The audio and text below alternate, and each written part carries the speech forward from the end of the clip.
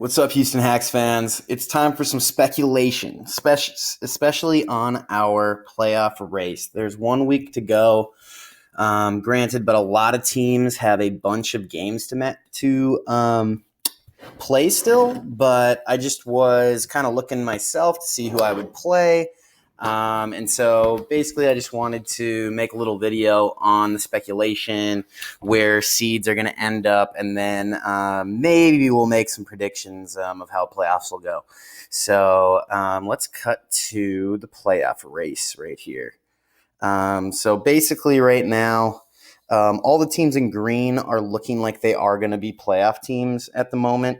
Now, granted, the Morpico Chargers could come back, but they do have a difficult schedule. They have 2 games that they need to play.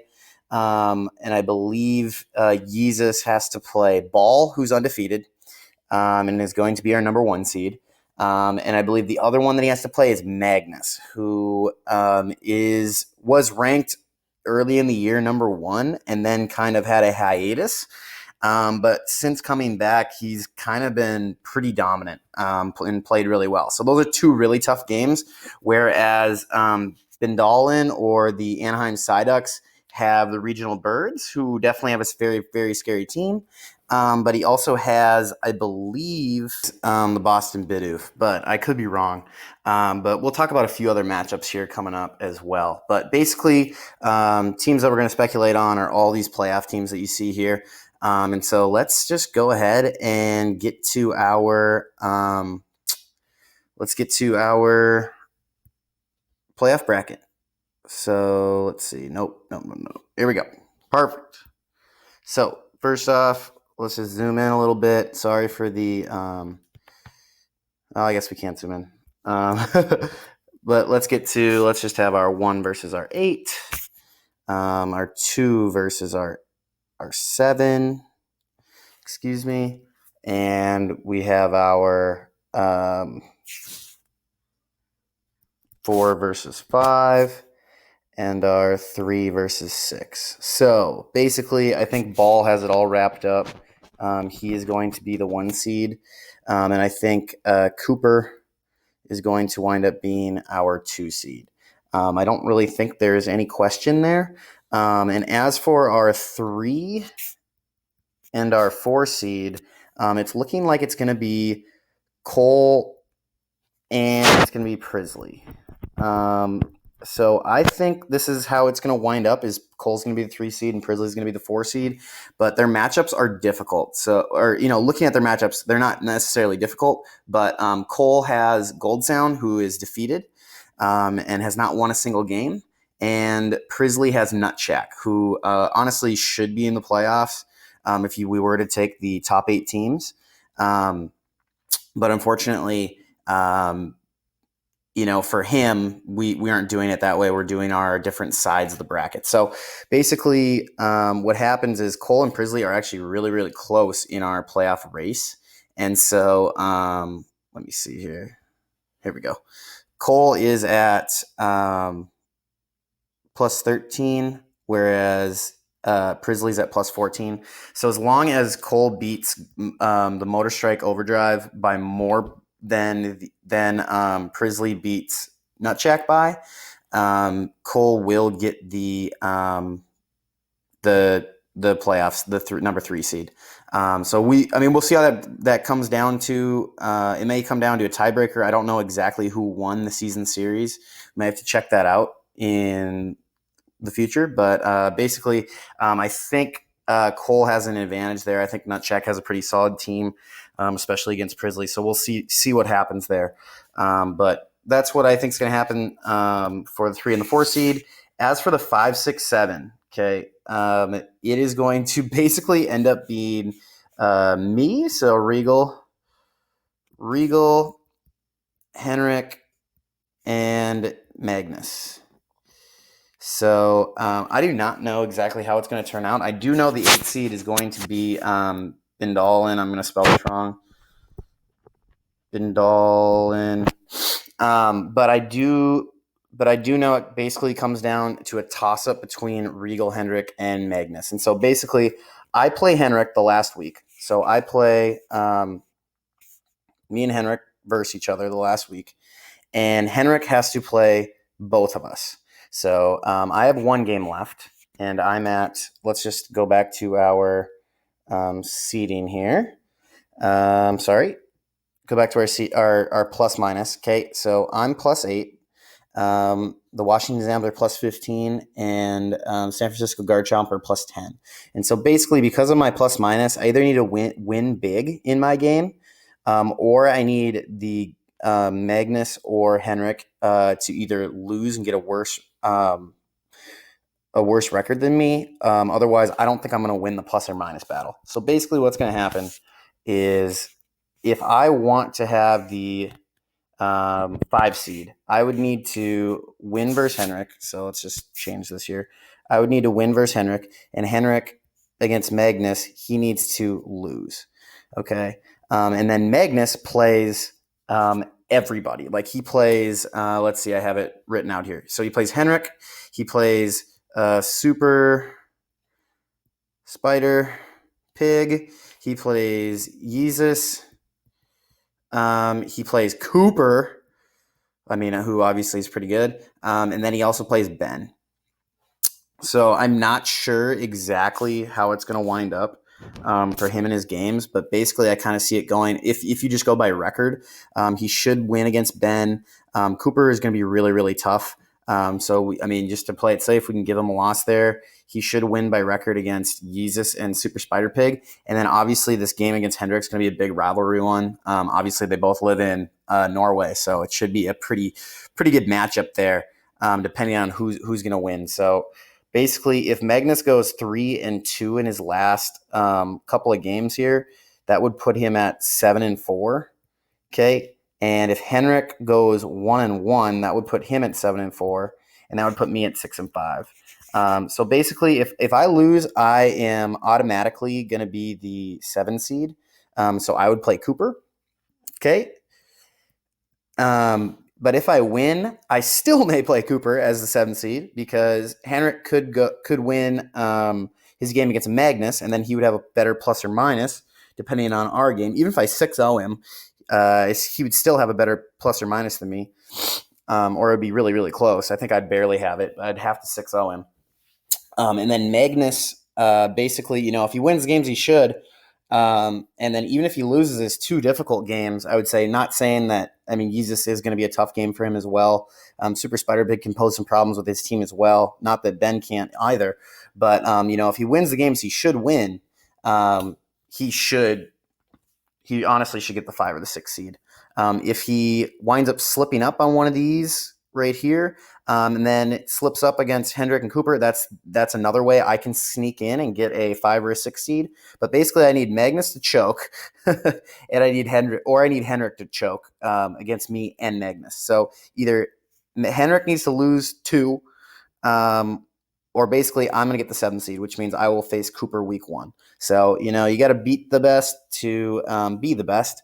So that is going to be the motto going into playoffs, because basically looking at it right now, what I'm kind of prepping for, looking at is, all right, I have the potential to play Cooper, Cole, or Prisley, all of which I took big L's on in the regular season. So we're going to have to make some predictions, going to have to really step up our game in order to have a really good chance here.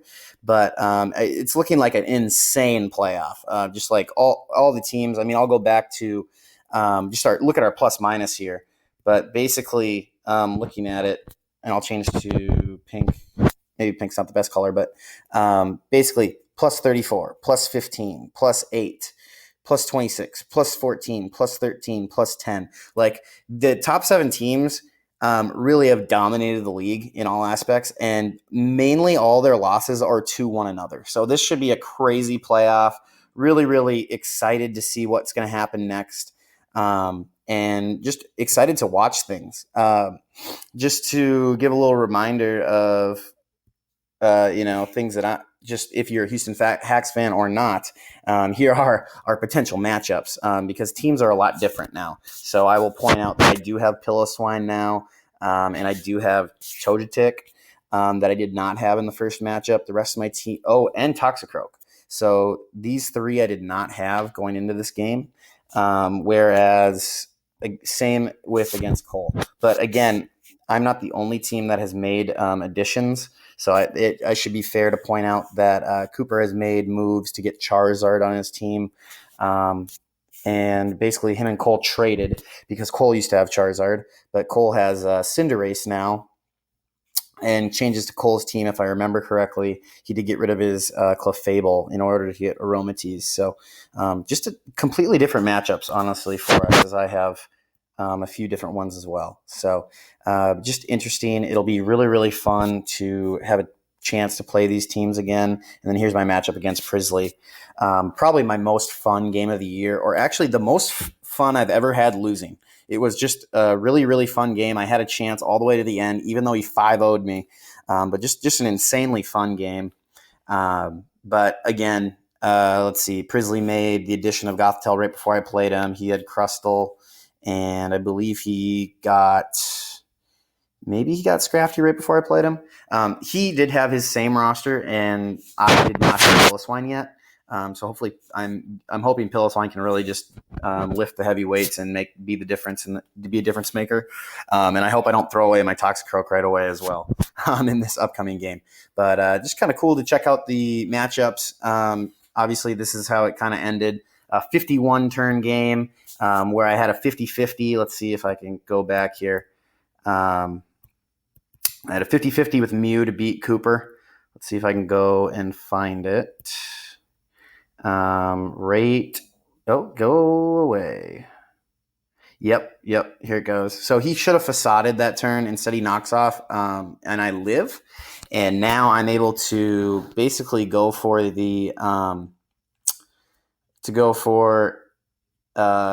fighting move to kill his Obstagoon, or I can elect to do a dark move in order to catch him on the switch.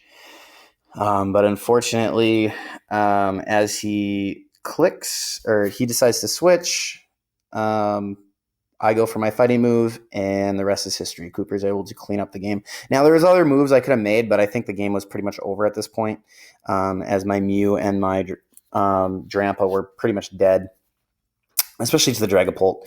And then I just did not play this series very well. But again, 50-50 chance to beat Cooper. Then against Cole, probably my saddest game of the year, if I'm going to be honest. But I have him all the way down to, let's see if we can go back a bit. I have him all the way down to, I believe a 4 on, yeah, I think Drampa cleans up his last 3 mons here before we get to his Aegislash. So again, same thing. I in control the entire game, and then all of a sudden I make plays to kind of choke down the stretch. So see Drampa go on a little bit of a tear here. He hits his Toxic Spike up, which basically winds up winning him the game because I made the wrong switch at the very end.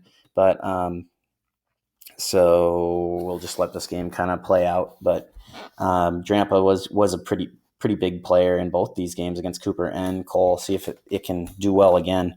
But he brings out the Aegislash. It's 3v1. I do have the Arcanine. I go for my Flare Blitz. There's no way I can't attack it and go down to -1.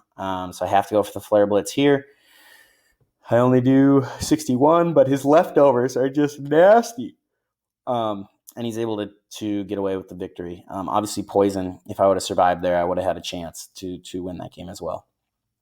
So again, I should not have went out to Ymir. Should have definitely went out to the little brother of Aegislash, my Deblade at that time, and I think I would have came out of this game with a victory. But unfortunately, I forgot about. I didn't think my emergency exit would trigger there, and it did. And so unfortunately, we were able to not come away with a victory. But missed a bunch of 50-50s. Could have had the game, missed it. And then lastly, this game was so fun. I mean, look at the cool sets that Prisley brought. Setting up on me with a Steelix, but a very, very fun game nonetheless. Basically boiled down to a 50-50 with my Arcanine. Not saying that I would have won, but let's see if I can go back to the Arcanine play. Yeah, here we go. So I go for Morning Sun. He goes for. No, this is way, way back. I'm going to have to edit again. Oh, no. Yeah, he tricks me. I forgot that I'm Morning Sun for like 7 turns. Yeah, so basically, I decide to kill the Weezing. He brings in his. Brings in the Gothitelle, and he's able to trick my Arcanine, and I wind up losing because I don't have an answer to his, honestly, to his fish. His fish is still at 100% at this point in the game, so it would have been really, really tough. Possible if I would have got any setup on Mew, but he's able to trick my Arcanine and kill it. And then let's see, we'll go to actually we'll do cancel that. We'll go to the very end with Mew. I could have had an opportunity instead of setting up a Reflect there. I mean, I think Reflect was the right play in hindsight, but I could have just attacked and then the Shadow Ball would have killed. I didn't. If I would have calced correctly, I would have known that he didn't have enough speed in order to outspeed my Jolteon. And then I might have been able to get in the Mew, depending on what he would have brought in on my Jolteon. Because all I needed is one Dragon Dance, and I would have swept the rest of his team. So Shadow Claw had a 12% chance to crit. We missed the first one. And if we crit, we win the entire game. We win the rest of the game, assuming that we hit our play rough. So unfortunately, we do not get any of the 12% chances on our Shadow Claw crit, and we're not able to pull it out. It would have been pretty sad for Prisley if I would have won that way. But just an exciting game nonetheless. His Steelix has kind of been putting in a ton of work recently. So just another video just because I'm bored because the coronavirus is going to have me kind of sitting at home all day. So I'm going to be make maybe a few more videos for this league. Yeah, so let me know if there's anything else that you guys want to do or collab on. And let's see what we can do moving forward. See you guys later. Peace.